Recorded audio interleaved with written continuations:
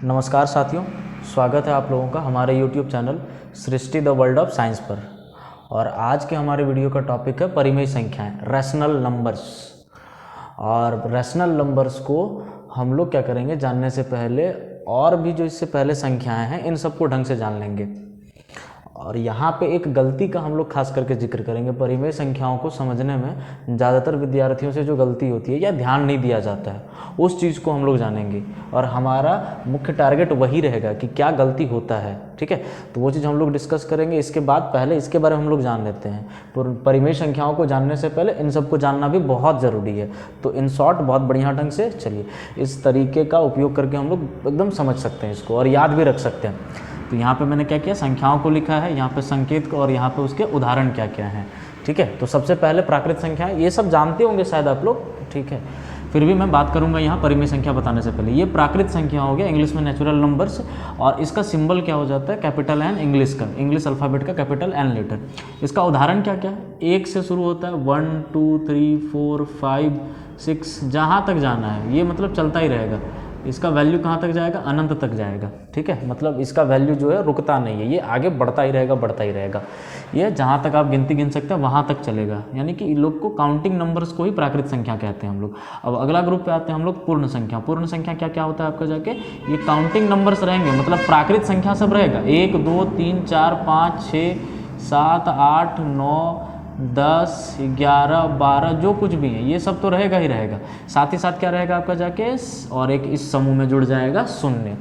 तो प्राकृत संख्याओं के समूह में ही अगर शून्य को भी शामिल कर दिया जाए तो अब जो ग्रुप बनेगा ये कहलाएगा पूर्ण संख्याओं का ग्रुप। माने कि एक जो है वो प्राकृत संख्या भी है, पूर्ण संख्या भी है, दोनों में आ रहा है। 2 भी पूर्ण संख्या भी है, प्राकृत संख्या भी, लेकिन शून्य जो है वो सिर्फ पूर्ण संख्या, प्राकृत संख्या नहीं है। इस सबको बढ़िया ढंग से आप लोग ऑब्जर्व कीजिएगा, अपने से अवलोकन करना है।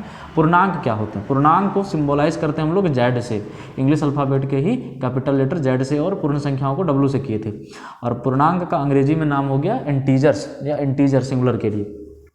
अब इसमें क्या क्या आते हैं, तो ये जो हम लोग बात किए थे पूर्ण संख्या, जिसमें प्राकृत संख्या भी शामिल था शून्य के साथ, तो 0 1 2 3 4 5, ठीक है, 6 7 ये सब चल रहा था। साथ ही साथ क्या होगा, इस समूह में और कुछ संख्याएं यहाँ पे ऐड हो जाएंगी। क्या क्या, -1 -2 -3, इस प्रकार से ये मान धीरे धीरे घटता जाएगा। इधर जाने पर मान क्या होगा, बढ़ेगा, और बाएं तरफ आने पर मान क्या होगा, घटेगा। दाहिने जाने पर मान बढ़ेगा और बाएं आने पर मान घटेगा, ठीक है। ये सब आप लोग ध्यान में रखिएगा। अब पूर्णांक 3 तरीके के होते हैं। एक होता है धनात्मक पूर्णांक, इंग्लिश में पॉजिटिव इंटीजर्स, दूसरा ऋणात्मक पूर्णांक, नेगेटिव इंटीजर्स, और तीसरा हो गया शून्य। 3 तरह का, ये शून्य भी है पूर्णांक का ही कैटेगरी। इसको हम धनात्मक में या ऋणात्मक में नहीं रख सकते हैं, कारण समझेंगे इसका हम लोग। धनात्मक पूर्णांक को सिंबलाइज करेंगे जेड, और इसका माथा पे प्लस, यानी कि जेड प्लस से सूचित किया जाएगा इस चीज़ को। इसमें क्या क्या आ जाएंगे धनात्मक पूर्णांक में, जिनको हम प्राकृत संख्या के ग्रुप में रखे थे ना, वही सब क्या हो जाएगा, धनात्मक पूर्णांक हो जाएगा। एक्चुअली में प्राकृत संख्या सब ही धनात्मक पूर्णांक है, ठीक है। तो इसको हम लोग ये लिख सकते हैं 1 2 3 4 5 ये सब, या ऐसा कर सकते हैं कि +1 +2 +3 +4 डॉट डॉट डॉट, ये चलता ही रहेगा। ये सब भी मान धीरे धीरे बढ़ता ही रहेगा। तो इनको बिना प्लस के सिंबल से भी दिखाया जाता है और प्लस के सिंबल से भी दिखाया जा सकता है, के साथ दिखाया जा सकता है। ऋणात्मक पूर्णांक क्या क्या हो जाएंगे, ऋणात्मक पूर्णांक में यहाँ देखिए तो हम लोग शून्य के जो बाएं तरफ संख्याएं आ रही थी क्या क्या होते, -1 -2 -3 -4, ये सब इधर मान धीरे धीरे करके घटता जाएगा, मान घटेगा इसमें धीरे धीरे करके, ठीक है। ऐसा होगा, ये हो गया ऋणात्मक पूर्णांक, नेगेटिव इंटीजर। इनका सिंबल हो गया, संकेत हो गया Z-। इसके बाद शून्य का सिंबल तो यही हुआ। एग्जाम्पल भी क्या होगा इसका, एग्जाम्पल में यही अकेला है तो शून्य ही हो जाएगा। तो सामान्यतः बहुत लोगों को ये चीज़ में कन्फ्यूजन होता है कि शून्य जो है धनात्मक पूर्णांक तो नहीं है। शून्य जो है वो एक अलग तरह का पूर्णांक है। शून्य को ना तो धनात्मक ना तो ऋणात्मक पूर्णांक का श्रेणी में रख सकते हैं, क्योंकि इसके आगे ना तो प्लस का सिंबल है ना तो माइनस का सिंबल है। शून्य का मतलब है कुछ नहीं, ठीक है।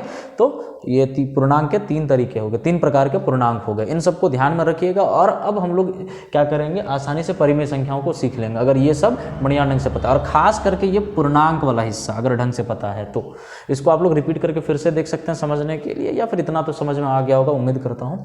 आगे बढ़ते हैं हम लोग परिमेय संख्याओं के ऊपर। परिमेय संख्याओं का परिभाषा आप लोग पढ़ लिए होंगे कि वैसी संख्याएं जिन्हें क्या P/Q के रूप में रूप में, और यहाँ ब्रैकेट में अगर कुछ लिखा हुआ रहता होगा कि q जो है वो 0 के बराबर नहीं है, के रूप में व्यक्त किया जा सकता है, व्यक्त किया जा सकता है, उन्हें क्या कहते हैं हम लोग? परिमेय संख्या कहते हैं, परिमेय संख्या कहते हैं, उन्हें परिमेय संख्या कहा जाता है। और परिमेय संख्याओं को क्या से सूचित करते हैं? कैपिटल लेटर Q से। इन्हें Q से दर्शाया जाता है या सूचित किया जाता है। लेकिन ये जो डेफिनेशन आप लोग पढ़ते आए हैं तो ये जो है ना अधूरा है। यहाँ पे जो हम लोग पढ़ रहे हैं P/Q के रूप में इसको लिख सकते हैं, बिल्कुल सही है कि जिन संख्याओं को P/Q के रूप में लिखा जा सकता है वो सारी परिमेय संख्याएं हैं। लेकिन इसमें दो शर्तें हैं, दो शर्त में से केवल सामान्यतः क्या करते हैं सारे विद्यार्थी? बस एक ही शर्त को देखते हैं कि नीचे वाला जो वैल्यू है उसका मान 0 नहीं होना चाहिए। इसका साधारण सा अर्थ क्या है? जिन संख्याओं को बटे के रूप में लिख सकते हैं, जिन संख्याओं को बटे के रूप में लिखा जा सकता है या भिन्न के रूप में लिखा जा सकता है, साधारण भिन्न के रूप में, वो सारी क्या है? परिमेय संख्याएं हैं। लेकिन उसमें शर्त हैं, दो शर्त हैं, उन शर्तों को ढंग से जानना होगा। ठीक है, पहला शर्त क्या है कि नीचे वाला 0 नहीं होना चाहिए, नीचे वाला 0 नहीं आना चाहिए। इससे पहले हम लोग कुछ एग्जाम्पल ले लेते हैं, फिर दोनों शर्तों को जानते हैं। ठीक है, क्या क्या होगा इसका? जैसे में अगर देखें तो हम लोग जो प्राकृत संख्या सब देखे थे, जैसे कि 2 देखे थे या 3 देखे थे, ये परिमेय संख्या है या नहीं है? तो फिलहाल के परिभाषा के अनुसार 2 को 2/1 के अनुसार लिखा जा सकता है, यानी कि बटे के रूप में आ गया, P/Q के फॉर्मेट में आ गया। और नीचे तो 0 नहीं है, नीचे 0 नहीं है, इसीलिए इसको हम लोग परिमेय संख्या बोल देते थे, कोई दिक्कत नहीं था। लेकिन यहाँ पे गलती हो रहा है। क्या गलत हो रहा है? यहाँ पे और एक शर्त बताना बहुत ज़रूरी है यहाँ पे, तो आप लोग इसको ऐड कीजिएगा यहीं पे, बाद में ये लाइन लिखिएगा, जहाँ P, Q क्या है? पूर्णांक हैं। P और Q क्या होने चाहिए? पूर्णांक होने चाहिए। ये बहुत ही इंपॉर्टेंट शर्त है, नहीं तो इससे क्या गलती हो सकता है इस चीज़ को हम लोग देखते हैं। तो अब हम लोग का परिभाषा कैसे हो जाएगा? वैसी संख्या जिन्हें P/Q के रूप में व्यक्त किया जा सकता है उन्हें परिमेय संख्या कहते हैं, जहां P और Q पूर्णांक होने चाहिए और साथ ही साथ Q का मान जो है वो 0 नहीं होना चाहिए, मतलब नीचे वाला 0 नहीं होना चाहिए, और साथ ही साथ दोनों पूर्णांक ही होने चाहिए, तब जाके हम लोग क्या कह सकते हैं कि वो परिमेय संख्या है। जैसे अब अपना जैसे पे आता है जिसको हम लोग पहले देख चुके थे। पहले नंबर पे क्या देखे थे? 2 को क्या इससे बटे के रूप में लिख सकते हैं? P/Q के रूप में लिख सकते हैं, आराम से लिख सकते हैं। 2/1 लिख दिए, ठीक है, 2/1 लिख दिए, यानी कि क्या चीज़ का फॉर्मेट में आ गया? P और Q के फॉर्मेट में आ गया, बिल्कुल आ गया, P/Q के फॉर्मेट में। क्या Q का वैल्यू 0 है? बिल्कुल नहीं है, Q is not equal to 0 है। क्या ये जो P है ये पूर्णांक है या नहीं है? P का मान कितना है? 2 है, ये पूर्णांक है। यहाँ पूर्णांकों के समूह में अगर हम लोग देखेंगे तो पूर्णांक है ये 2। क्या नीचे वाला पूर्णांक है? ये जो Q है ये पूर्णांक है या नहीं है? ये Q भी क्या है आपका जाके? पूर्णांक है। तो अब हम लोग इस डेफिनेशन के अनुसार इसको देखते हैं कि ये फिट बैठता है कि नहीं बैठता है। 2 को हम लोग बटे के रूप में लिख दिए, 2/1 लिख दिए, चाहे तो 4/2 भी लिख सकते हैं, चाहे तो 6/3 भी लिख सकते हैं, लेकिन फिलहाल हम लोगों ने ये लिखा। अब इसमें क्या देखते हैं कि क्या शर्त का पालन हो रहा है कि नहीं हो रहा है? P/Q के फॉर्मेट में आ गया, ये जो P है पूर्णांक है, बिल्कुल सही, 2 पूर्णांक होता है। Q जो है ये भी क्या है? पूर्णांक है, और साथ ही साथ Q का मान जो है 0 नहीं है, क्योंकि Q का मान कितना है? 1 है, इसीलिए इसको हम लोग क्या बोल सकते हैं? आराम से परिमेय संख्या कह सकते हैं। इसी प्रकार से अगर हम लोग देखें कि क्या -3 को परिमेय संख्या कहा जा सकता है कि नहीं कहा सकता? बिल्कुल कहा जा सकता है। क्यों कहा जा सकता है? इसी शर्त को हम लोगों को ध्यान में रखना है। -3 को -3/1 के रूप में आराम से लिखा जा सकता है। क्यों नहीं लिखा जा सकता है? 1 से -3 को डिवाइड करते हैं तो -3 ही आता है, इसीलिए ऐसा लिखना बिल्कुल सही है। अब देखेंगे कि हाँ ये P/Q के फॉर्मेट में आ गया, बटा के फॉर्मेट में ये आ चुका है। अब देखना है कि क्या नीचे वाला 0 है? बिल्कुल नहीं है 0, ठीक है, Q 0 नहीं है। अब इसके बाद और क्या देखना है कि P और Q पूर्णांक हैं या नहीं है। P का वैल्यू कितना है? -3। यहाँ देखेंगे कि हाँ -3 भी पूर्णांक का ही तो श्रेणी में है, -3 भी किसके श्रेणी में? पूर्णांक के श्रेणी में। P तो पूर्णांक हो गया, क्या Q पूर्णांक है? इंटीजर है या नहीं है? ये भी देख लेंगे, Q का वैल्यू 1 है, ये भी इंटीजर के ही समूह में आता है, तो बिल्कुल ये परिमेय संख्या है, कह सकते हैं इसको परिमेय संख्या। तीसरा नंबर, और एक कन्फ्यूजन जो होता है वो 0 के ऊपर होता है, लेकिन हम लोग का मेन टारगेट चौथा नंबर एग्जाम्पल में मिलेगा, जिसको हमको समझाना था, जिसका जो हम लोग टारगेट लेके चल रहे थे। ये 0 जो है ये परिमेय संख्या है या नहीं है, इसको देखते हैं। 0 को 0/1 लिख सकते हैं, 0 को 0/2 भी लिख सकते हैं, 0 को 0/3 भी लिख सकते हैं, बिल्कुल लिख सकते हैं। इसका मतलब इसको P/Q के फॉर्मेट में तो लिख दिए। एक शर्त का तो पालन हो गया है।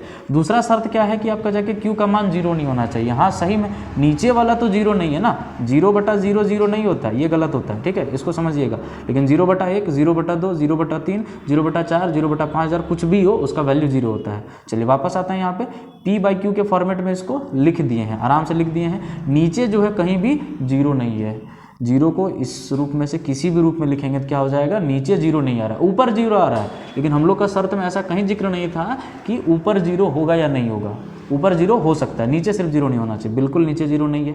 अब आगे अगर देखें क्या P पूर्णांक है, हाँ पूर्णांक है, हर जगह पे 0 तो पूर्णांक ही होता है। यहाँ पे देखेंगे उस चीज़ को। इसके बाद देखेंगे क्या नीचे वाला 0 है या नहीं है, सर नीचे वाला पूर्णांक है या नहीं है, हाँ नीचे वाला भी पूर्णांक है। देखिए पूर्णांक के ही फॉर्म में आ रहे, सारे के सारे पूर्णांक है, यानी कि 0 को आराम से हम लोग परिमेय संख्या कह सकते हैं। चौथा नंबर एग्जाम्पल, √2 ये परिमेय संख्या है या नहीं है, इसको जानना है। और ये चीज़ अगर आप लोग सिर्फ ना यहाँ तक सीमित रखते अपनी परिभाषा को तो बिल्कुल गलत होता है। ये उस परिभाषा में ये देखिएगा फिट नहीं बैठता है। इसको मैं यहाँ क्या कर रहा हूँ, रेड स्टार यहाँ पे दे दे रहा हूँ ताकि आप लोगों को समझ में आए कि ये कुछ अलग है, इसमें मिसकंसेप्शन था आप लोगों का, ठीक है। तो इसको हम लोग समझेंगे, ये जो नया शर्त जोड़ा गया उसके हिसाब से ये फिट बैठता है कि नहीं बैठता है। हालांकि जोड़ा नहीं गया, ये शर्त होता ही है शुरुआत से, परिमेय संख्याओं की परिभाषा ही ऐसे दी गई है। आप बोलिएगा √2 को √2/1 के रूप में लिख सकते हैं, बिल्कुल लिख सकते हैं, ठीक है, ये चीज़ हो गया। हाँ तो अब देखेंगे क्या ये P/Q के फॉर्मेट में आ गया, बिल्कुल आ गया P/Q के फॉर्मेट में, ठीक है, बिल्कुल सही है। लेकिन इसके बाद देखेंगे क्या Q 0 है या नहीं है, हाँ Q 0 नहीं है। दूसरा शर्त का भी पालन हो गया कि Q 0 नहीं होना चाहिए था, ये भी हो गया। तो इसका मतलब ये परिमेय संख्या है, लेकिन नहीं, आगे के कक्षा में हम लोग जानेंगे कि ये परिमेय संख्या नहीं है। क्यों नहीं है ये परिमेय संख्या, ये अपरिमेय है।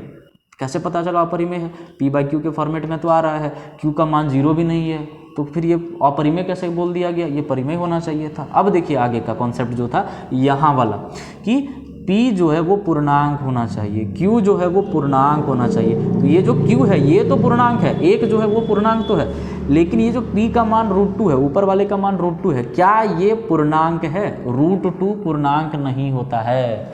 इसका मतलब एक शर्त जो था कि P और Q पूर्णांक होने चाहिए, उसमें से सिर्फ Q पूर्णांक हुआ और P पूर्णांक नहीं हुआ।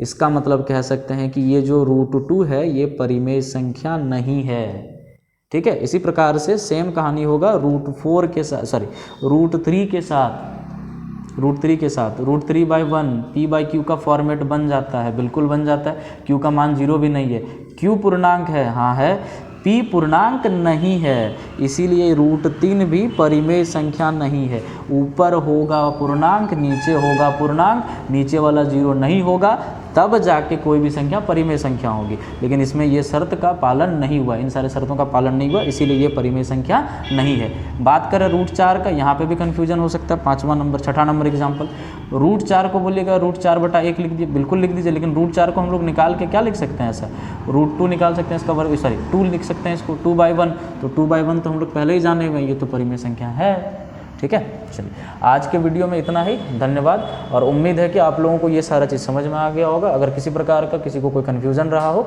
तो कमेंट बॉक्स में लिख सकते हैं। धन्यवाद।